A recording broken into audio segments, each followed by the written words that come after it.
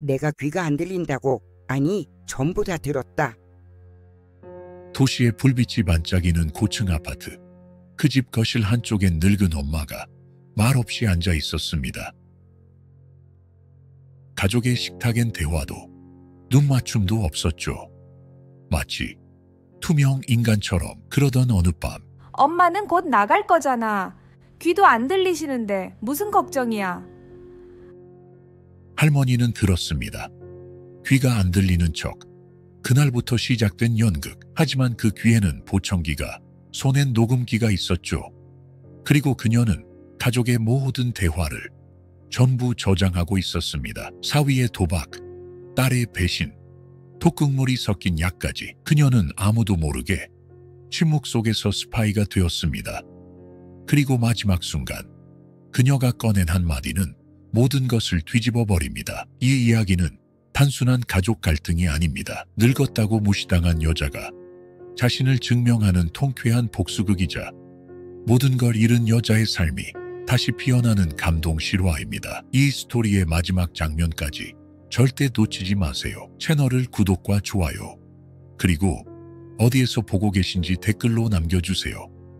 여러분의 관심이 다음 이야기를 만듭니다.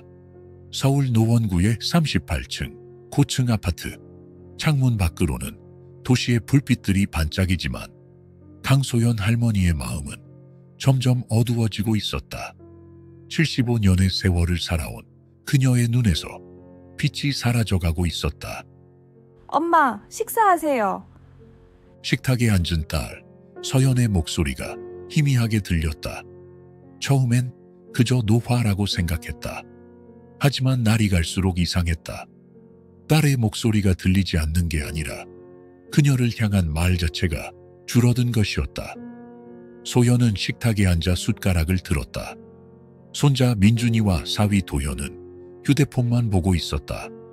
딸 서연은 그저 음식을 내놓을 뿐이었다. 가족들 사이에 오가는 대화와 웃음소리가 사라진 지 벌써 몇 달. 소연은 마치 투명 인간이 된 것만 같았다. 엄마, 이거 드세요? 좋아하시잖아요. 서연이 김치찌개를 소연 앞에 놓았지만 눈은 마주치지 않았다. 마치 그저 해야 할 일을 기계적으로 하는 것처럼. 엄마, 나 게임 더 해도 돼? 식탁에서 고개도 들지 않고 손자 민준이 물었다. 식사 중엔 안 돼. 할머니도 계시잖아. 서연의 목소리에 할머니라는 단어가 마치 부담스러운 짐처럼 느껴졌다. 그날 저녁 모두가 식사를 마치고 각자의 방으로 돌아갔다. 소연은 거실에 혼자 남아 텔레비전을 보고 있었지만 사실 아무것도 눈에 들어오지 않았다. 서연이 어렸을 때 함께 웃으며 지냈던 기억들만 머릿속을 맴돌았다. 병원에 입원했을 때 밤새 간호해준 딸, 결혼할 때 눈물 흘리며 안아주던 딸, 손자를 낳고 기뻐하던 딸. 그 딸이 지금은 마치 남처럼 느껴졌다. 밤이 깊어 소연은 침실로 향했다. 오늘도 혼자구나. 침대에 누우며 중얼거렸다. 문득 목이 말라 물을 마시러 나가려던 순간 복도에서 들려오는 목소리에 발걸음을 멈췄다. 어차피 엄마 곧 집 나갈 거잖아. 그때 가서 처리하면 되지. 근데 만약에 알게 되면 어떡해? 어머님이 알고 있으면. 알 리가 없어. 요즘 귀도 잘 안 들리시잖아. 소연은 숨을 멈췄다. 내가 지금 뭐 들은 거지? 가슴이 쿵쾅거렸다. 이건 분명 착각이 아니었다. 그녀는 조용히 화장실 문을 닫고 거울 속 자신의 얼굴을 바라보았다. 주름진 얼굴에 눈물이 맺혔다. 내가 정말 늙어서 아무것도 모르는 줄 알고 있구나. 다음 날 아침 소연은 평소처럼 행동했다. 하지만 이제 모든 것이 달라 보였다. 딸이 건네는 약, 사위가 말하는 돈 이야기, 손자가 할머니를 피하는 눈빛, 모든 것이 의심스러웠다. 엄마, 이 약 드세요. 혈압 약이에요. 소연은 약을 받아들고 멍하니 바라보았다. 정말 혈압약일까? 문득 소름이 돋았다. 그녀는 약을 입에 넣는 척하고 손수건에 몰래 감췄다. 오늘 내가 은행에 갔다 올게. 어머님 통장도 확인해 볼까? 그래, 엄마 연금이 들어왔는지 봐줘. 대화는 평범했지만 소연의 눈에는 이제 모든 것이 의심스럽게 보였다. 왜 갑자기 내 통장을 확인하려는 거지? 어젯밤 들은 대화가 맞다면 그들은 내 돈을 노리고 있는 걸까? 할머니, 오늘 기분 어때요? 민준이가 갑자기 다가와 물었다. 소연은 손자의 순수한 눈빛에 잠시 마음이 따뜻해졌다. 하지만 민준의 등 뒤에서 서연이 손짓하는 모습을 보고 다시 의심이 들었다. 어머님, 요즘 방 안에만 계시니까 답답하시죠? 다음 주에 좋은데 한번 모시고 가려고요. 사위의 말에 소연은 고개를 끄덕였지만 속으로는 의문이 들었다. 좋은데? 어디지? 혹시 그날 오후 소연은 몰래 딸의 서랍을 열어보았다. 그곳에는 노인 요양원 안내 책자가 들어있었다. 심장이 쿵 내려앉는 느낌이었다. 또 다른 서류 봉투에는 소연 명의의 통장 사본과 주택 서류가 있었다. 내 재산을 건드리려는 거야. 저녁 시간 식탁에 앉은 가족들 모두가 평소처럼 행동했지만 소연의 눈에는 이제 모든 것이 가면을 쓴 것처럼 보였다. 진실을 알아내야 했다. 하지만 어떻게? 누구를 믿어야 할까? 엄마, 내일은 병원에 가야 해요. 중요한 검사가 있대요. 제가 모셔다 드릴게요. 소연은 고개를 끄덕였지만 마음속으로는 결심했다. 가짜로 검사받는 척하면서 진짜 내 청력을 검사해 봐야겠어. 그리고 이 집에서 일어나는 모든 걸 확인할 거야. 밤이 깊어 소연은 창밖을 바라보며 오랜 친구 미자에게 전화를 걸었다. 미자야, 나 좀 도와줘. 내일 같이 병원에 가자. 내가 무서운 일을 알게 됐어. 소연의 목소리는 떨렸지만 결의에 찬 눈빛은 75세 노인의 것이 아니었다. 그것은 진실을 향해 달려가는 한 여성의 강인한 의지였다. 다음 날 아침 소연은 미자와 함께 병원을 찾았다. 사위의 차를 타고 병원 앞에 도착하자 미자가 이미 기다리고 있었다. 2시간 후에 다시 모시러 올게요. 걱정 마세요. 제가 같이 있을 테니까요. 미자가 사위에게 말했다. 병원에 들어서자 소연은 사위가 예약했다는 진료과가 아닌 이비인후과로 향했다. 네가 의심하는 게 맞는지 확인부터 해야지. 미자는 소연의 손을 꼭 잡아주었다. 50년 지기 친구였던 미자는 소연의 이야기를 듣자마자 달려왔다. 이비인후과 의사는 소연의 청력을 자세히 검사했다. 할머니 청력 상태가 생각보다 양호하십니다. 노화로 인한 자연스러운 감퇴는 있지만 보청기만 착용하시면 일상생활에 전혀 문제 없을 정도입니다. 소연은 깜짝 놀랐다. 정말요? 그럼 제가 지금도 대화를 들을 수 있다는 거네요. 그럼요. 최신 보청기는 아주 작고 눈에 잘 띄지 않습니다. 착용하면 바로 효과를 보실 수 있어요. 소연은 그 자리에서 보청기를 구입했다. 작고 투명한 보청기를 귀에 꽂자 세상의 소리가 선명하게 들려왔다. 하지만 그녀는 누구에게도 이 사실을 말하지 않기로 했다. 이제 어떻게 할 거야? 나는 귀가 먹은 척 할 거야. 그리고 모든 진실을 밝혀낼 거야. 소연의 눈빛에는 결연함이 서려 있었다. 그들이 어떤 계획을 세우고 있는지, 왜 자신을 속이는지 모두 알아내야 했다. 2시간 후 사위가 병원에 도착했다. 소연은 이미 보청기를 귀에 꽂고 있었지만 귀를 기울이는 연기를 완벽하게 해냈다. 검사 결과는 어떠셨어요? 뭐라고? 잘 안 들려. 소연은 일부러 고개를 갸웃거렸다. 사위는 의사를 따로 만나고 싶다며 진료실로 들어갔다. 소연은 보청기를 통해 사위와 의사의 대화를 들을 수 있었다. 어머님 상태가 어떤가요? 연세에 비해 건강하십니다만 청력은 많이 약해진 상태입니다. 소연은 의사가 사위에게 진실을 말했다는 사실에 안도했다. 하지만 사위의 다음 질문에 긴장했다. 혹시 치매 초기 증상 같은 건 없나요? 그런 검사는 하지 않았습니다. 신경과에서 별도로 검사하셔야 합니다.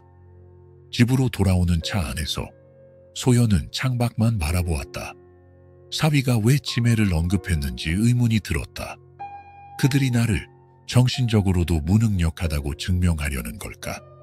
집에 도착하자마자 딸이 다가왔다. 엄마, 검사 결과는 어땠어요? 응? 뭐라고? 잘 안 들려. 소연은 평소보다 더 크게 귀를 기울였다. 딸은 답답한 표정을 지으며 사위를 쳐다보았다. 그날 저녁, 모두가 잠든 줄 알았던 시간, 소연은 보청기를 통해 딸과 사위의 대화를 선명하게 들었다. 엄마 앞으로 된 예금 다음 달엔 처리할 수 있어. 계약서도 거의 다 준비됐어. 그래도 조심해야 돼. 혹시라도 어머님이 알게 되면. 걱정 마. 어차피 보청기도 안 하시고 요즘은 거의 아무것도 못 들으시잖아. 그리고 내가 약도 잘 챙겨드리고 있으니까. 소연의 심장이 철렁 내려앉았다. 내가 키운 딸이 나를 속이고 있어. 수십 년 동안 키워온 딸이 자신의 재산을 노리고 있다는 사실에 가슴이 찢어질 듯했다. 침대에 누운 소연은 천장을 바라보며 결심했다. 이 집에서 난 귀가 먹은 노인으로 남을 거야. 그리고 모든 진실을 밝혀낼 거야. 다음 날부터 소연의 이중 생활이 시작되었다. 가족들 앞에서는 아무것도 듣지 못하는 노인 역할을 완벽하게 해냈다. 하지만 보청기를 통해 그녀는 모든 것을 들었다. 서랍 속에서 통장을 꺼내는 소리, 컴퓨터로 금융정보를 확인하는 소리, 심지어 엄마가 정신없을 때 도장만 받으면 돼 라는 충격적인 말까지. 엄마, 이 서류에 도장 좀 찍어주세요. 연금 때문에 필요해요. 소연은 물끄러미 서류를 바라보았다. 겉으로 보기에는 연금 관련 서류 같았지만 진짜 내용은 무엇일까? 그녀는 천천히 손을 들어 귀를 가리켰다. 아, 맞다. 엄마 잘 안 들리시지? 그냥 여기 도장만 찍으시면 돼요. 소연은 일부러 손을 떨면서 도장을 찍으려다 실수로 떨어뜨렸다. 그 사이 서류를 재빨리 훑어보았다. 부동산 매매 계약이라는 글자가 눈에 들어왔다. 미안해. 손이 말을 안 듣네. 소연은 떨어진 도장을 주우며 시간을 벌었다. 그리고 딸이 보지 않는 사이에 손수건으로 도장을 살짝 닦아 잉크가 제대로 찍히지 않게 했다. 괜찮아요. 다음에 다시 해요. 며칠 후 소연은 미자의 집에 찾아갔다. 딸에게는 오래된 친구를 만나러 간다고 했다. 어떻게 된 거야? 표정이 안 좋네. 내가 키운 딸이 내 재산을 빼앗으려고 해.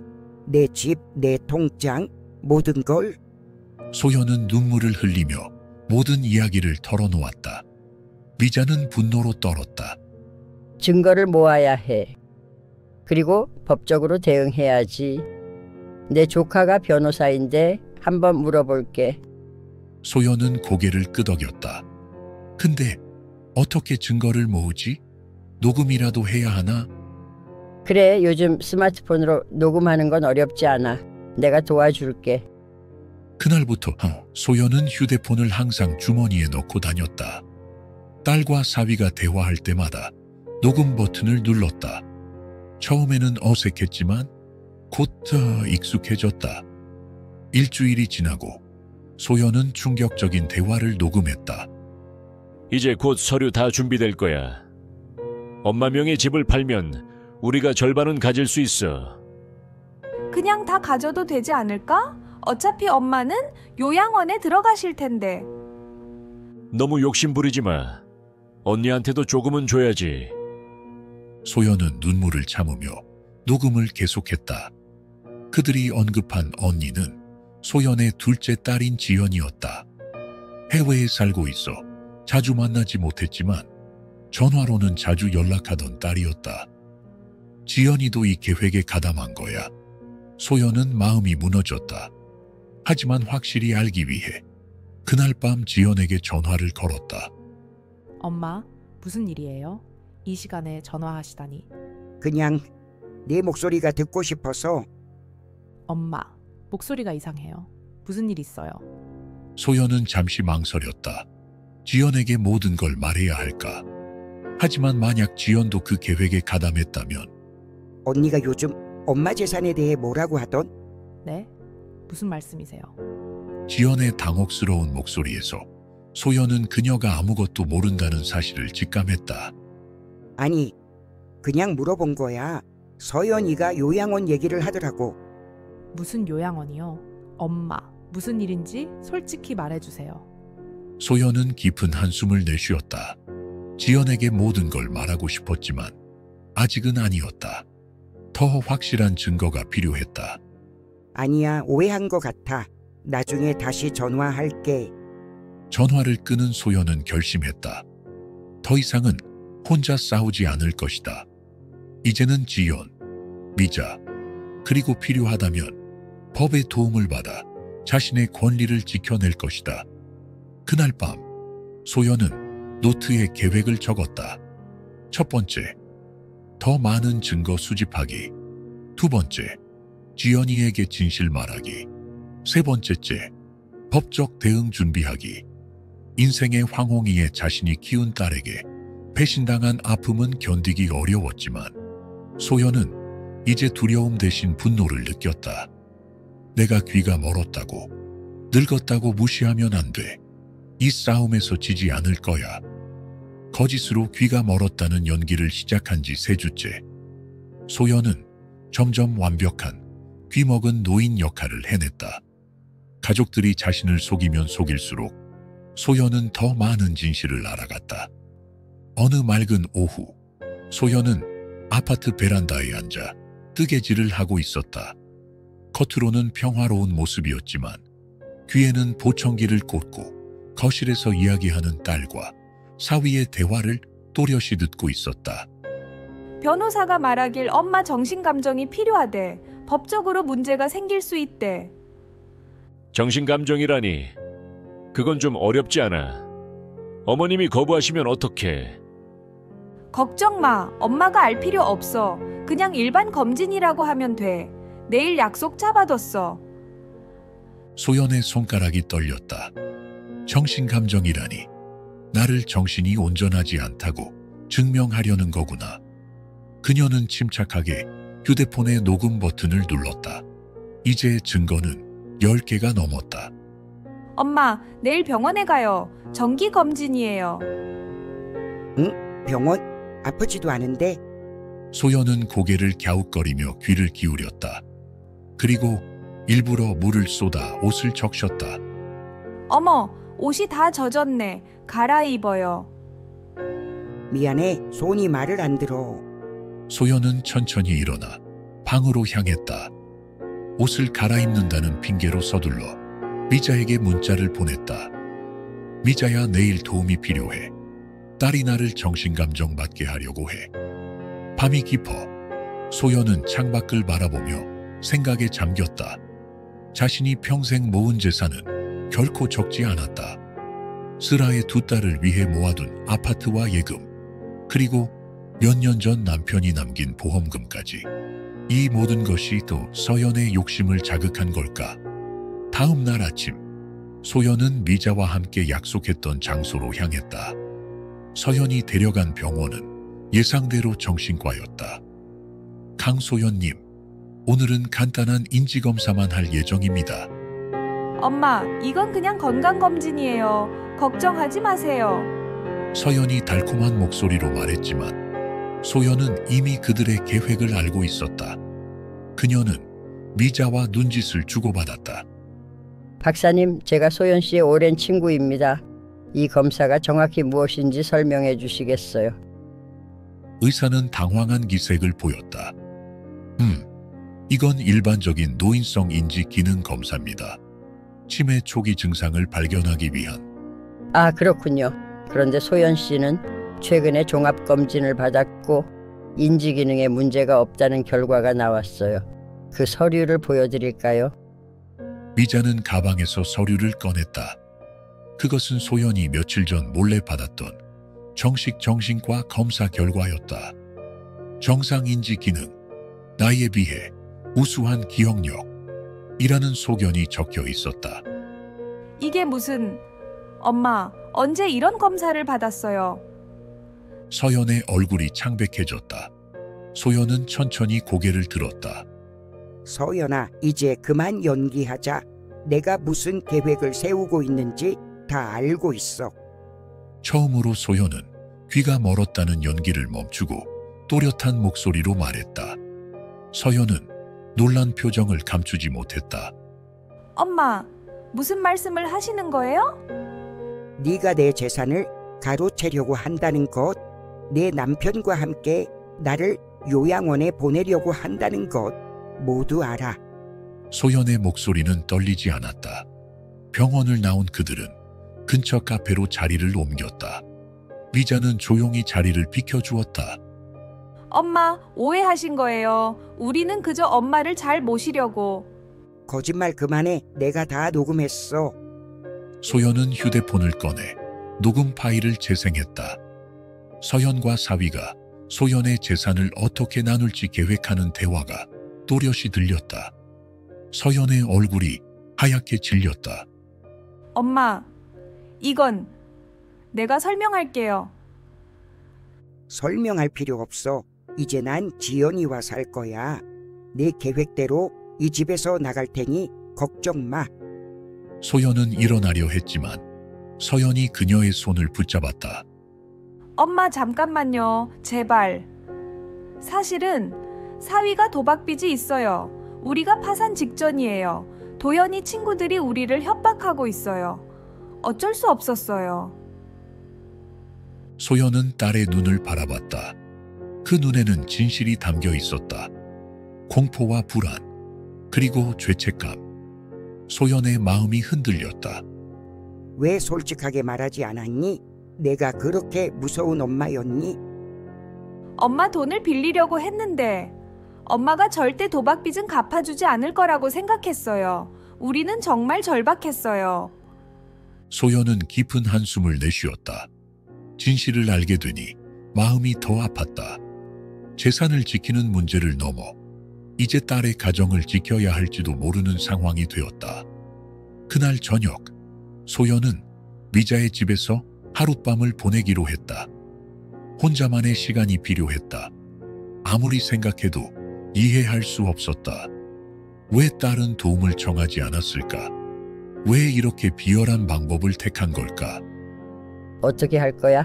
경찰에 신고할 거야? 아직 모르겠어. 그래도 내 딸인데. 전화기가 울렸다. 지연이었다. 엄마, 서연 언니한테 전화 받았어요. 무슨 일이에요? 언니가 울면서 말하는데 무슨 말인지 알아들을 수가 없었어요. 소연은 지연에게 모든 이야기를 털어놓았다. 지연은 충격받은 목소리로 말했다. 내일 당장 한국으로 갈게요. 엄마, 절대 혼자 결정하지 마세요. 제가 도착할 때까지 기다려주세요. 다음 날, 소연은 오랜 친구이자 퇴직한 금융감독원 출신인 전우식을 만났다. 서연의 사정을 알게 된 소연은 어떻게 해야 할지 조언이 필요했다. 소연 씨, 이건 단순한 일이 아니에요. 만약 사위분이 정말 도박빚이 있다면 그 빚을 갚는다고 해결될 문제가 아닐 수도 있어요. 무슨 말이에요? 도박빚은 끝이 없어요. 한번 빚을 갚아줘도 또 다시 빠질 가능성이 높아요. 그리고 딸과 사위가 법적으로 문제가 될 행동을 했다는 증거도 있으니 신중하게 판단해야 해요. 소연은 고개를 끄덕였다. 우식은 휴대폰을 꺼내 작은 앱을 하나 설치해 주었다. 이 앱으로 쉽게 녹음할 수 있어요. 그리고 이건 통장 내역 확인하는 방법이에요. 자신을 지키려면 증거가 필요해요. 소연은 휴대폰 사용법부터 금융법까지 하나하나 배워나갔다. 자식이라도 네 돈을 훔치려 들면 범죄예요. 소연 씨가 딸을 용서할 수는 있지만 법의 테두리 안에서 해결해야 해요. 소연은 집으로 돌아왔다. 서연과 사위는 그녀를 불안한 표정으로 맞이했다. 어머님, 정말 죄송합니다. 저희가 큰 잘못을 했습니다. 엄마, 우리 이야기 좀 해요. 소연은 평정심을 유지하며 거실에 앉았다. 휴대폰의 녹음 버튼을 살짝 눌렀다. 얼마나 빚이 있는 거니? 사위는 망설이다. 종이 한 장을 내밀었다. 그 숫자를 본 소연은 숨을 들이켰다. 자신의 전 재산과 맞먹는 액수였다. 이건 말이 안 되는 액수야. 어떻게 이렇게 된 거니? 처음엔 작은 도박이었습니다. 하지만 잃은 돈을 찾으려고 더 큰 도박을 했고, 그렇게 악순환이. 소연은 깊은 한숨을 내쉬었다. 이 상황에서 딸의 가정을 지키려면 자신의 모든 것을 포기해야 할지도 모른다는 생각이 들었다. 한밤중 소연은 몰래 일어나 거실로 나왔다. 아무도 없는 줄 알았지만 사위가 어두운 곳에서 전화 통화를 하고 있었다. 다음 주까지 도장 받아내야 해. 어머님 모르게. 소연은 휴대폰을 꺼내 녹음을 시작했다. 사위의 말 한마디 한마디가 선명하게 기록되었다. 알았어. 돈만 들어오면 바로 내 목도 줄게. 진짜 마지막이야. 이번엔 안 걸릴 거야. 소연의 손이 떨렸다. 사위는 아직도 거짓말을 하고 있었다. 빚을 갚을 생각이 아니라 또 다른 도박을 계획하고 있었다. 그렇게 모인 음성 파일은 17개. 소연은 차분히 중얼거렸다. 이걸 다 모으면 끝장이야. 그런데 문제는 그들이 뭔가 더 큰 걸 꾸미고 있다는 사실이었다. 소연은 사위가 언급한 다음 주가 무엇을 의미하는지 알아내야 했다. 다음 날 아침, 지연이 한국에 도착했다. 공항에서 만난 모녀는 오랜만에 서로를 꼭 껴안았다. 엄마, 많이 놀라셨죠? 이제 제가 왔으니 걱정 마세요. 네가 와줘서 정말 고마워. 지연은 미자의 집에서 소연과 함께 머물기로 했다. 미자는 기꺼이 방 하나를 내주었다. 천천히 대화하면서 해결책을 찾아보세요. 급할 것 없어요. 그날 오후 소연과 지연은 우식을 만났다. 소연이 모은 녹음 파일과 증거들을 검토한 우식은 고개를 끄덕였다. 이 정도면 충분합니다. 하지만 이걸로 서연 씨를 고발할 건가요? 아니, 그렇게 하고 싶진 않아. 엄마, 서연 언니가 저한테 연락했어요. 정말 후회하고 있대요. 지연의 말에 소연은 한숨을 내쉬었다. 아무리 화가 나도 서연은 그녀의 딸이었다. 함께 웃고 울었던 시간들, 어려울 때 서로 의지했던 순간들이 떠올랐다. 법적으로 대응하지 않더라도 재산은 보호해야 합니다. 딸을 용서하는 것과 재산을 지키는 것은 별개의 문제예요. 우식은 소연에게 스마트폰 녹음 방법부터 금융법률 조언까지 빠르게 전수했다. 소연은 모든 것을 꼼꼼히 메모했다. 사위분의 도박빚은 소연 씨가 책임질 의무가 없어요. 그리고 도박빚은 법적으로 변제 의무가 없는 경우도 많습니다. 그럼 언니네 집은 어떻게 되는 거예요? 그건 법원의 판단에 따라 달라질 수 있습니다. 하지만 소연 씨의 재산은 반드시 지켜야 해요. 그날 저녁, 소연은 서연에게 전화를 걸었다. 내일 오후 3시 집에서 만나자. 너와 도현이 모두 있어야 해. 엄마, 알겠어요. 정말 죄송해요. 소연은 전화를 끊고 지연을 바라봤다. 내일 모든 걸 끝낼 거야. 소연과 지연은 밤새도록 계획을 세웠다. 증거를 어떻게 제시할지, 어떤 조건을 내걸지 모든 상황에 대비했다. 다음 날 오후 소연과 지연은 서연의 집을 찾았다. 서연과 도현은 불안한 표정으로 그들을 맞이했다. 엄마, 지연아, 들어와. 앉으세요. 차 한 잔 드릴게요. 거실에 앉은 네 사람. 무거운 침묵이 흘렀다. 소연은 휴대폰을 꺼내 테이블 위에 올려놓았다. 도현아, 어젯밤에 누구랑 통화했니? 사위의 얼굴이 창백해졌다. 소연은 녹음 파일을 재생했다. 다음 주까지 도장 받아내야 해. 엄마 모르게. 사위의 목소리가 또렷이 들렸다. 이건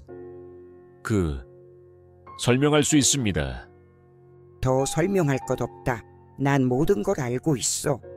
소연은 테이블 위에 서류 뭉치를 올려놓았다.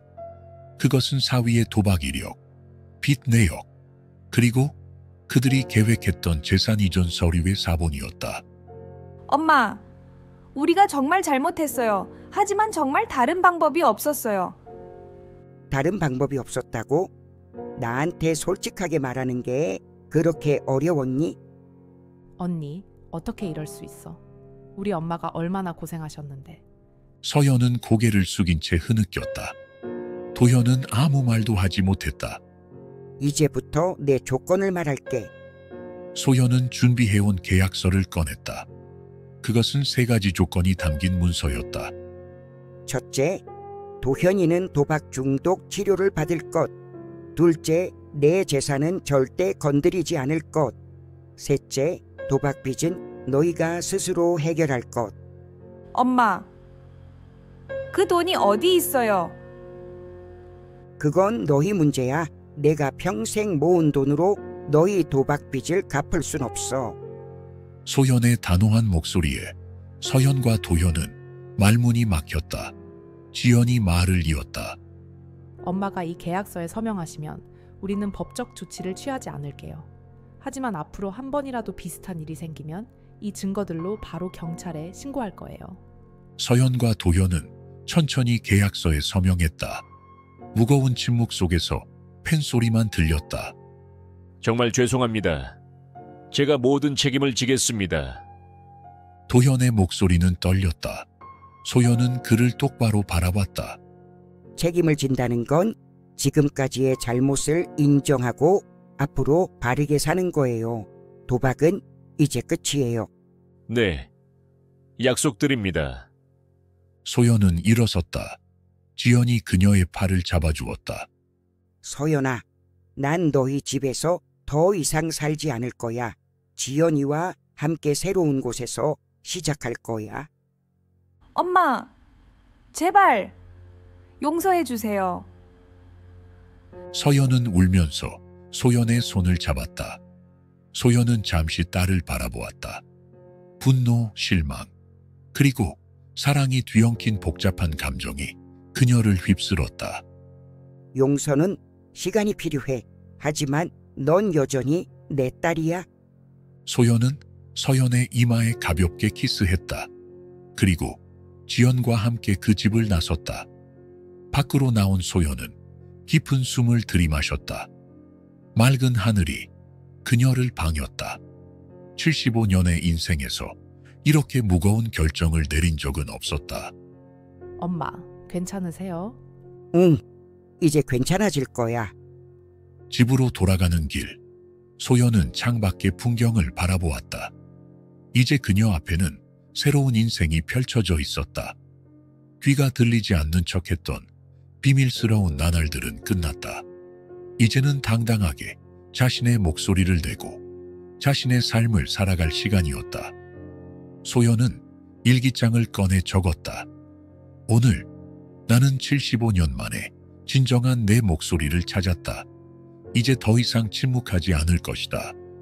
서연과의 대화 이후 소연은 지연과 함께 미자의 집에서 지냈다. 새로운 삶을 시작하기 위한 계획을 세우는 중이었다. 이제 귀가 들리지 않는 척할 필요도 누군가의 눈치를 볼 필요도 없었다. 지연아, 엄마가 생각해봤는데 강릉에 있는 친척집 근처에 작은 집을 알아볼까 해. 좋은 생각이에요. 바다도 보이고 공기도 좋고 엄마한테 딱 좋을 것 같아요. 소연아, 서둘러 결정하지 마. 조금 더 시간을 두고 생각해봐. 미자의 조언에 소연은 고개를 끄덕였다. 하지만 마음은 이미 정해진 듯했다. 서울에 더 머물고 싶지 않았다. 새로운 시작을 위해선 새로운 곳이 필요했다. 그러던 어느 날 지연이 급한 목소리로 소연을 불렀다. 엄마, 서연 언니가 전화 왔어요. 무슨 일이 있대요. 무슨 일인데? 도연 형부가 사라졌대요. 어제부터 연락이 안 된대요. 소연은 놀라 고개를 들었다. 직감적으로 좋지 않은 예감이 들었다. 서연이네 집에 가봐야겠다. 내가 같이 갈게. 세 사람은 서둘러 서연의 아파트로 향했다. 문을 열자 서연이 창백한 얼굴로 그들을 맞이했다. 엄마, 지연아. 도연이가 어제부터 안 들어와요. 전화도 안 받고. 무슨 일이 있었던 거니? 도연이가 도박 치료 상담을 받고 왔는데 많이 힘들어 했어요. 그리고 밤에 바람 좀 쐬고 오겠다고 나간 뒤로. 소연은 거실을 둘러보았다. 무언가 이상했다. 서류들이 흐트러져 있고 서랍이 열려 있었다. 서연아, 집에서 뭐 없어진 거 있니? 그게? 아침에 확인해 보니 도연이 지갑이랑 여권이 없어졌더라고요. 그리고 서연은 말을 멈추고 손으로 얼굴을 가렸다. 엄마 통장이랑 인감도요. 소연의 심장이 철렁 내려앉았다. 도연이 도주한 것이다. 그것도 그녀의 재산을 노리고. 빨리 은행에 가자. 소연과 지연, 서연은 급히 은행으로 향했다. 다행히 소연의 계좌는 그대로였다. 하지만 안심하기엔 이르다는 걸 알았다. 통장을 다 바꿔야겠어. 그리고 인감도 재발급 받아야지. 은행 업무를 마치고 집으로 돌아온 그들은 심각한 표정으로 거실에 앉았다. 엄마, 정말 미안해요. 내가 도연이를 제대로 못 봤어. 이제 와서 그런 말은 소용없어. 중요한 건 앞으로야. 경찰에 신고해야 하지 않을까요? 소연은 잠시 생각에 잠겼다. 도연을 신고하면 서연에게도 좋지 않을 테지만 그를 그냥 놔두면 더 큰 문제가 생길 수도 있었다. 일단 나머지 서류들부터 확인해보자. 소연은 서연에게 모든 중요 서류를 가져오라고 했다. 서류를 하나하나 살펴보던 중 특이한 문서 하나를 발견했다. 이건 뭐니? 그것은 소연의 집 소유권 이전과 관련된 서류였다. 서연의 서명과 도연의 인감이 이미 찍혀 있었다. 소연의 이름만 빈칸으로 남아 있었다.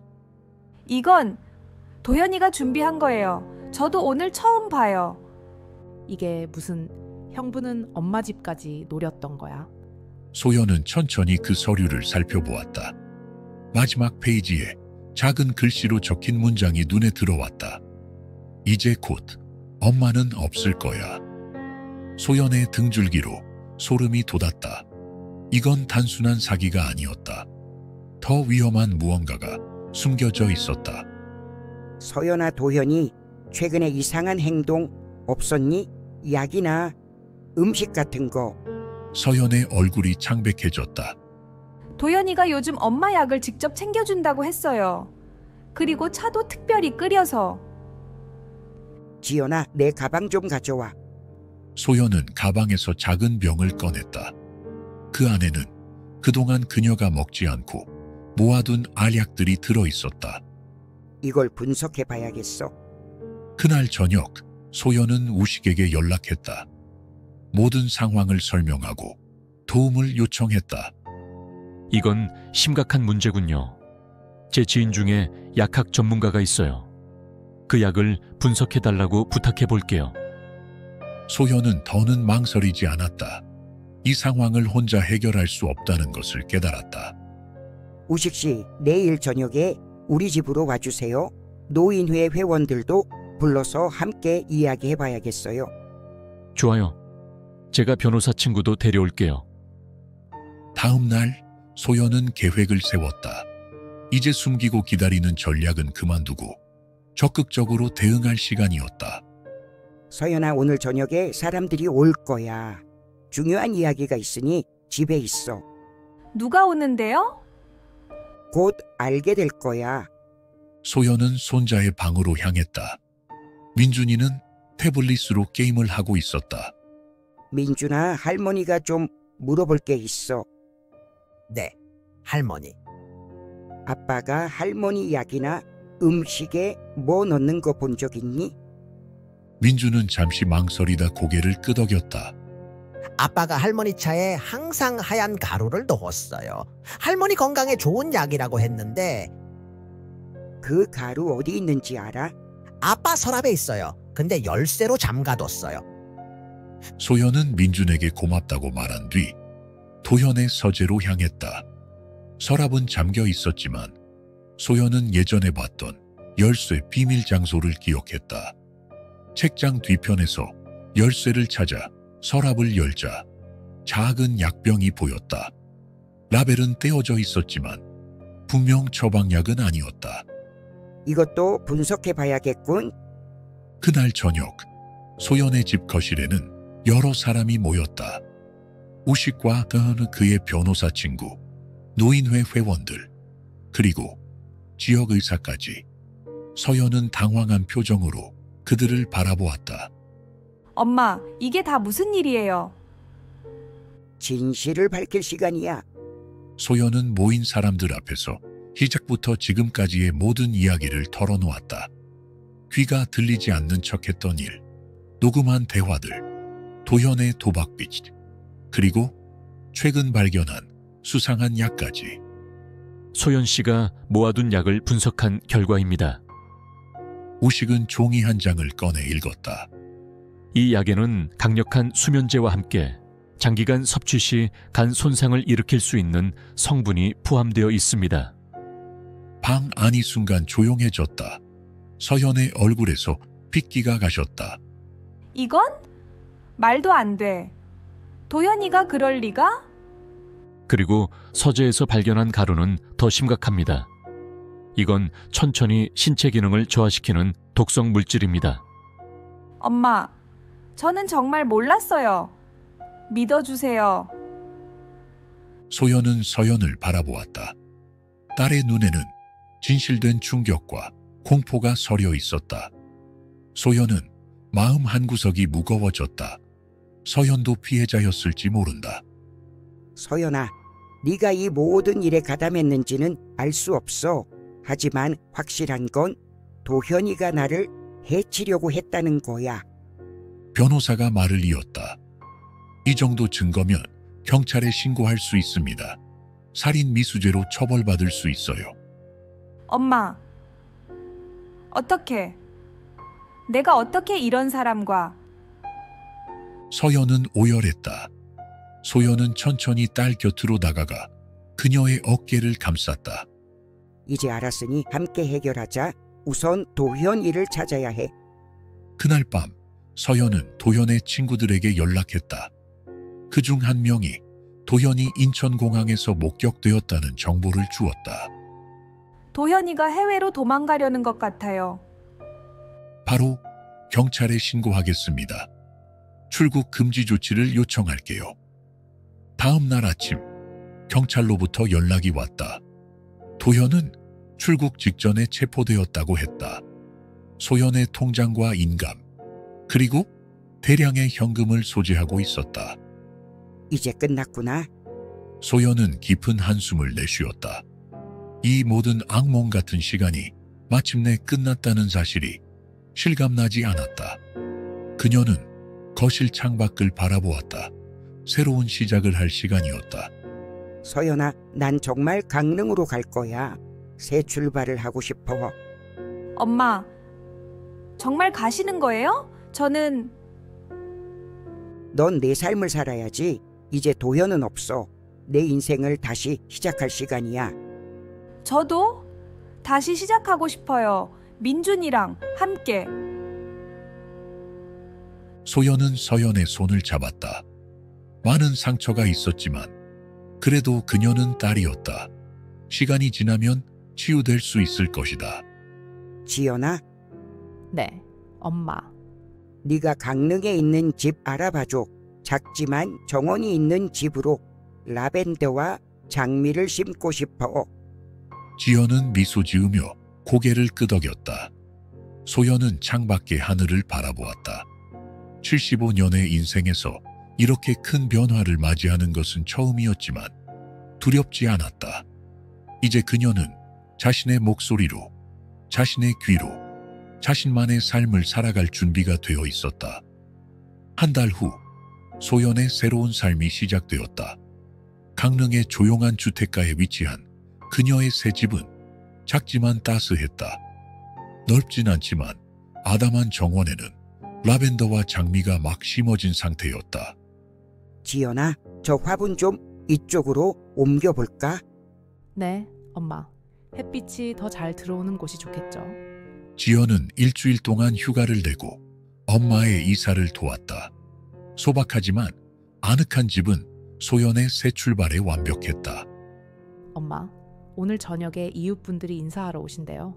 동네 주민회장님이 전화하셨어요. 그래, 반갑네. 떡이라도 준비해야겠다. 소연이 부엌으로 향하려는 순간 초인종이 울렸다.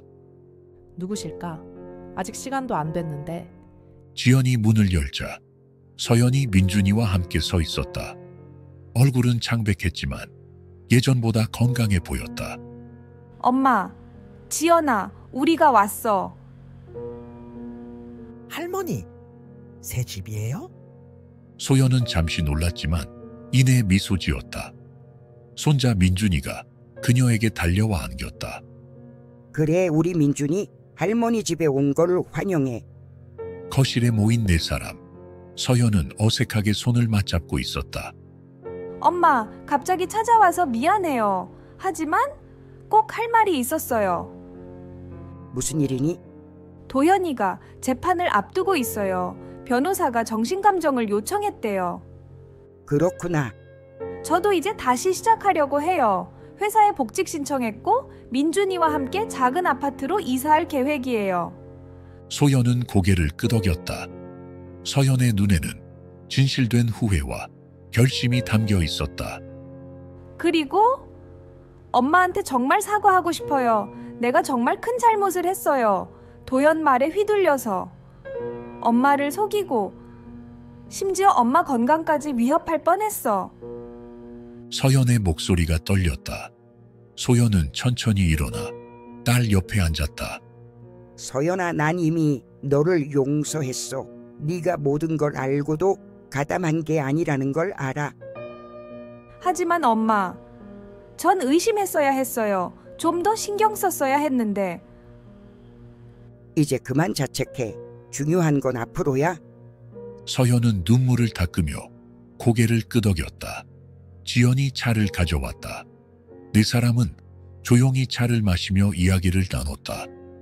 언니, 앞으로 어떻게 할 거예요? 우선 민준이에게 좋은 엄마가 되려고 해요. 그동안 너무 내 일에만 집중했어. 엄마, 나 괜찮아요. 엄마가 행복하면 나도 좋아요. 민준의 성숙한 말에 모두가 미소 지었다. 그때 다시 초인종이 울렸다. 지연이 문을 열자 노인회 회원들과 동네 주민 몇 명이 서 있었다. 모두 환영 선물을 들고 있었다. 새로 이사 오신 것을 환영합니다. 저는 이 동네 노인회 회장 박영자라고 합니다. 안녕하세요. 저는 강소연입니다. 이렇게 찾아와 주셔서 감사해요. 거실은 금세 사람들로 가득 찼다. 소연은 오랜만에 이렇게 많은 사람들과 어울리는 것이 낯설었지만 기분이 좋았다. 소연 씨, 혹시 우리 노인회 활동에 참여할 의향 있으세요? 매주 목요일마다 모임이 있어요. 그럼요. 기꺼이 참여하고 싶어요. 사실 소연 씨 이야기를 조금 들었어요. 노인 학대와 재산 피해 경험. 우리 노인회에서 노인 권익 보호 활동을 하고 있는데 소연 씨의 경험을 다른 분들과 나누면 큰 도움이 될 것 같아요. 소연은 잠시 생각에 잠겼다. 자신의 아픈 경험이 다른 노인들에게 도움이 될 수 있을까? 그럼요. 제 경험이 다른 분들에게 도움이 된다면 기꺼이 나누고 싶어요. 저녁이 깊어가고 손님들이 하나둘 돌아갔다. 서연과 민주는 하룻밤을 머물다 가기로 했다. 다음 날 아침 소연은 일찍 일어나 정원으로 나갔다. 강릉의 아침 공기는 서울과 달리 맑고 상쾌했다. 멀리서 바다 냄새가 살짝 느껴졌다. 그때 민준이가 할머니 옆으로 다가왔다. 할머니, 어제 밤에 엄마가 많이 울었어요. 그랬니? 네, 엄마한테 너무 미안하다고 계속 말했어요. 소연은 깊은 한숨을 내쉬었다. 서연의 마음이 어떨지 충분히 이해할 수 있었다. 배신과 후회, 그리고 새로운 시작에 대한 두려움. 민준아, 할머니가 네 엄마한테 할 말이 있어. 잠시 불러줄래? 민준이가 서연을 불러오자 소연은 정원 벤치에 딸을 앉혔다. 서연아, 이제 그만 자책해. 엄마도 미안해. 엄마가 왜 미안해요? 엄마는 아무 잘못 없잖아요. 아니야, 엄마도 잘못했어.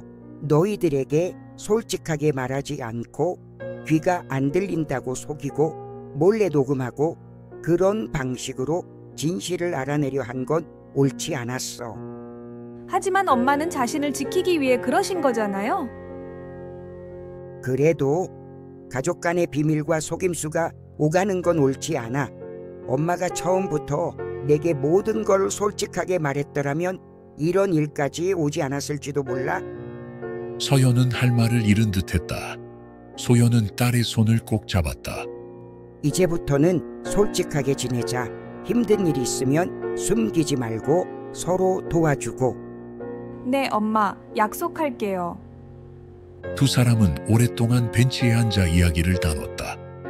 그동안 하지 못했던 말들, 숨겨왔던 감정들을 모두 털어놓았다. 오후 서연과 민준이 떠날 시간이 되었다.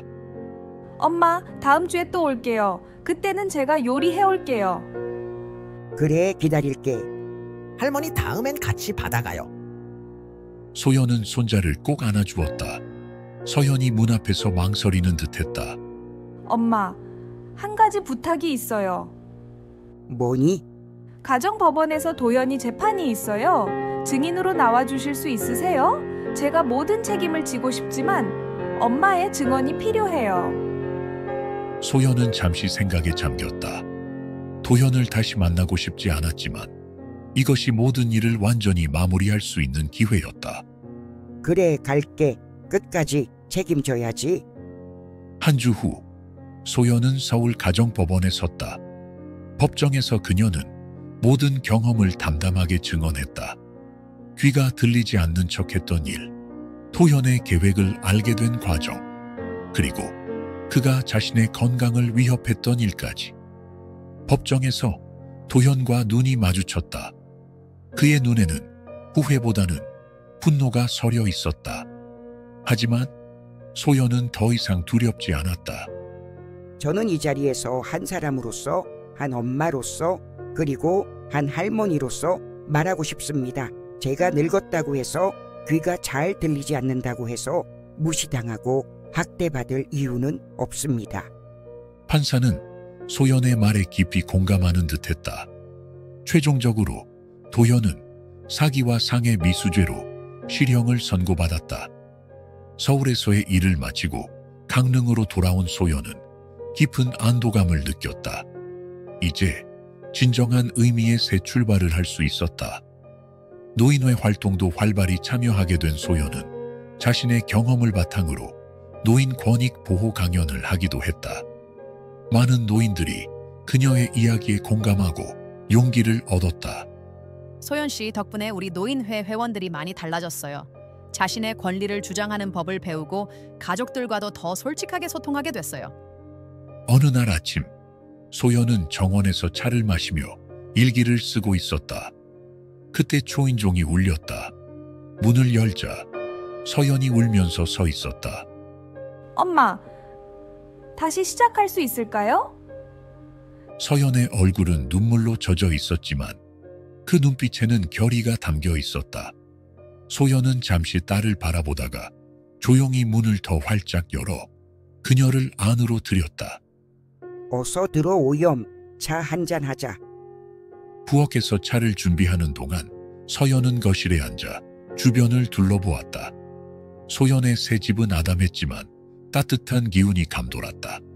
창문으로 들어오는 봄 햇살, 벽에 걸린 작은 수채화들, 그리고 창가에 놓인 화분들이 집안을 밝게 만들었다.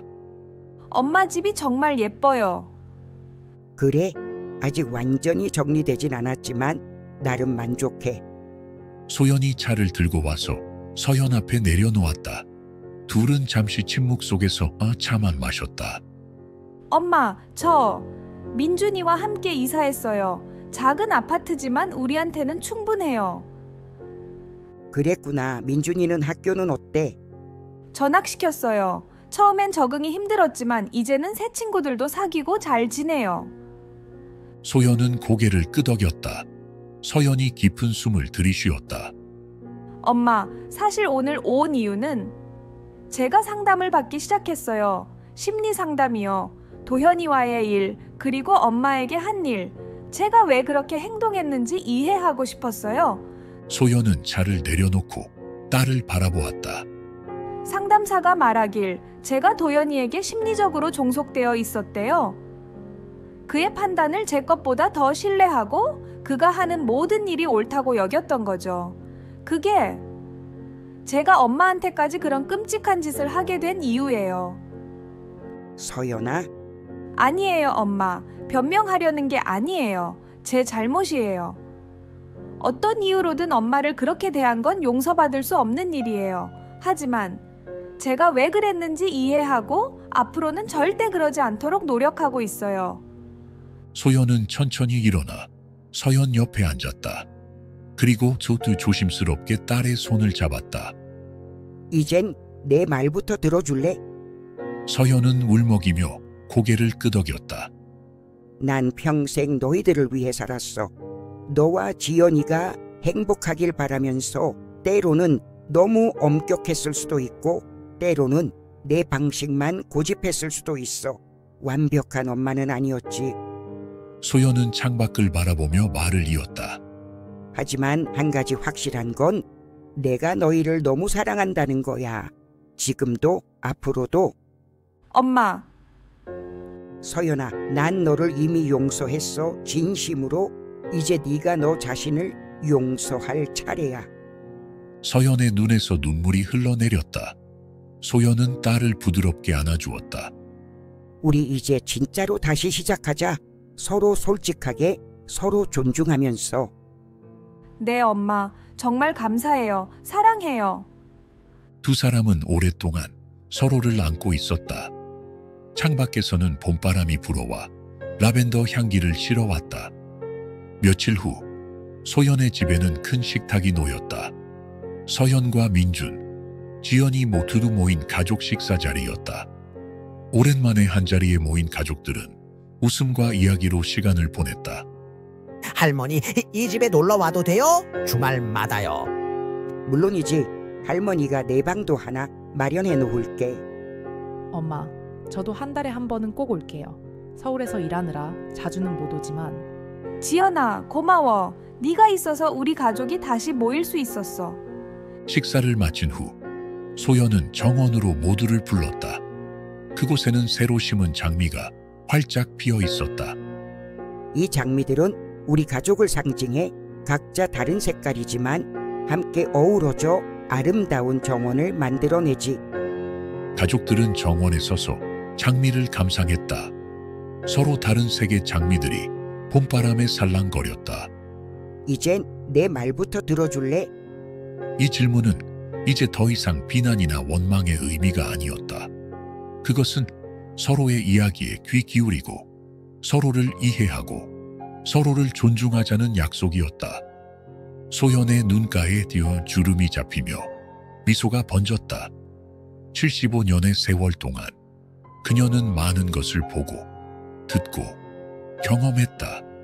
이제 그 지혜를 가족과 나누며 새로운 인생을 시작할 시간이었다. 정원에서의 평화로운 순간, 소연은 모든 어려움이 지나갔음을 느꼈다. 귀먹은 척했던 날들, 몰래 녹음했던 순간들, 두려움과 배신의 시간들, 그 모든 것이 지나가고 이제는 진실과 용서, 그리고 새로운 시작만이 남았다. 두 계절이 지나고 가을이 왔다. 강릉의 작은 집 정원은 이제 형형색색의 단풍으로 물들었다. 소연은 매일 아침 정원에서 차를 마시며 일기를 쓰는 것이 습관이 되었다. 오늘은 그녀의 76번째 생일이었다. 아침부터 전화가 끊임없이 울렸다. 지연, 서연, 민준, 미자, 우식 스타만 그리고 노인회 회원들까지 모두가 그녀의 생일을 축하했다. 정말 고마워요, 모두들. 오후에는 서연과 민준이 케이크를 들고 찾아왔다. 지연도 서울에서 달려왔다. 엄마, 생신 축하해요. 케이크는 민준이가 직접 고른 거예요. 할머니, 제가 딸기 케이크가 제일 맛있을 것 같아서 골랐어요. 가족들과 함께하는 생일 파티는 오랜만에 느끼는 행복이었다. 케이크에 촛불을 불며 소연은 소원을 빌었다. 우리 가족이 항상 건강하고 행복하게, 그리고 서로 진실되게 소통하며 살아가길. 저녁 무렵 노인회 회원들도 찾아왔다. 그들은 소연에게 특별한 선물을 가져왔다. 소연 씨, 이건 우리 노인회의 특별 감사패예요. 소연 씨 덕분에 많은 노인들이 자신의 권리를 찾고 당당히 살아가게 되었어요. 소연은 감동의 눈물을 흘렸다. 이제 그녀는 단순히 귀먹은 노인이 아니라 많은 이들에게 용기와 희망을 주는 사람이 되었다. 파티가 끝나고 모두 돌아간 후 소연은 정원 벤치에 앉아 별을 바라보았다. 지연이 담요를 가지고 나와 엄마의 어깨를 감쌌다. 엄마, 추워요. 들어가세요. 조금만 더 있을게. 별이 참 예쁘구나. 엄마, 정말 행복해 보여요. 그래, 난 지금 정말 행복해. 내 인생의 가을이 이렇게 아름다울 줄 몰랐어. 지연은 엄마 옆에 앉았다. 두 사람은 별을 보며 조용히 대화를 나눴다. 엄마, 혹시 후회되는 일은 없어요? 서울 생활이라든지. 아니, 전혀. 오히려 더 일찍 이런 결정을 내렸어야 했는지 몰라. 내 목소리로, 내 선택으로 살아가는 게 이렇게 자유롭고 행복한 일인 줄이야.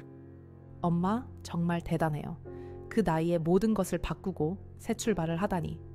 나이는 숫자에 불과해. 중요한 건 마음가짐이야. 다음 날 아침 소연은 일찍 일어나 컴퓨터 앞에 앉았다. 노인인권 보호단체에서 그녀에게 자문위원 제안을 해왔고 오늘은 첫 화상회의가 있는 날이었다. 안녕하세요, 여러분. 저는 강소연입니다.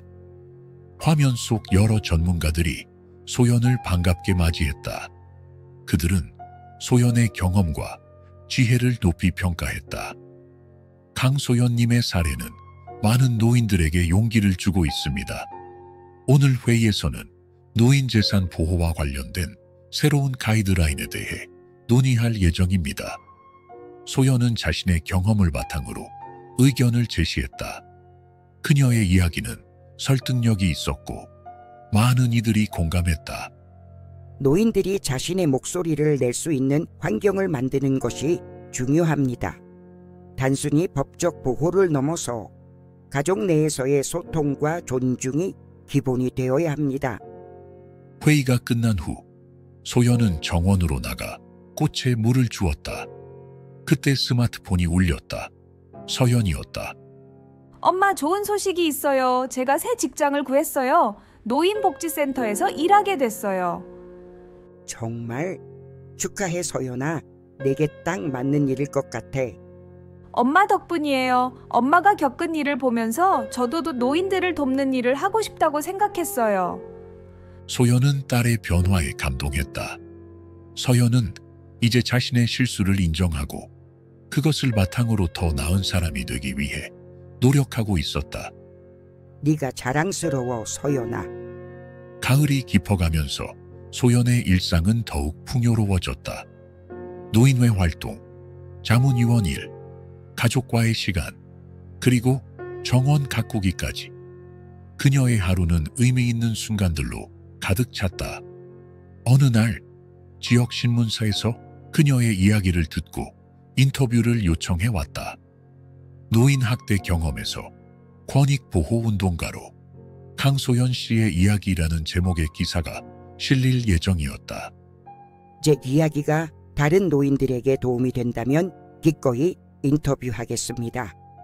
인터뷰 당일 소연은 차분하게 자신의 경험을 이야기했다. 귀가 들리지 않는 척했던 날들, 가족의 배신, 그리고 어떻게 그 상황을 극복하고 새로운 삶을 시작했는지. 제가 가장 강조하고 싶은 것은 노인들도 자신의 권리를 주장하고 목소리를 낼 수 있어야 한다는 점입니다. 나이가 들었다고 해서 무시당하거나 판단력이 떨어진다고 여겨져서는 안 됩니다. 인터뷰 기사가 실린 후 소연에게는 많은 연락이 왔다.